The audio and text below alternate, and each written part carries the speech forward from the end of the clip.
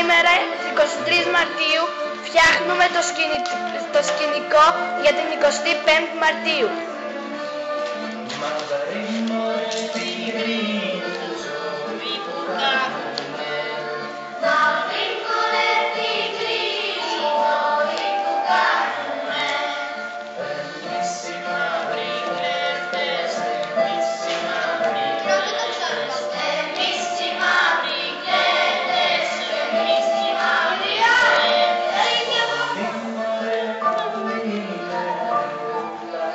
Βλέπουμε τα παιδιά με την κυρία που φτιάχνουνε.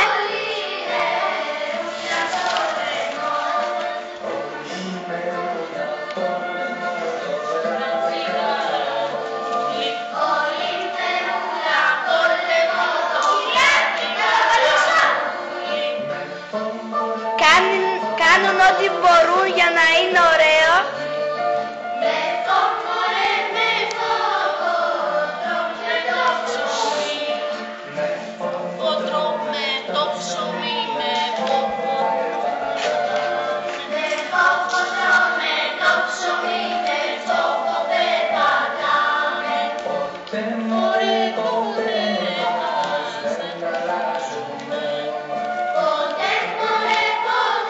Μάλιστα εδώ η κυρία με τα παιδιά τραγουδάνε ένα τραγούδι στις 25 Μαρτίου.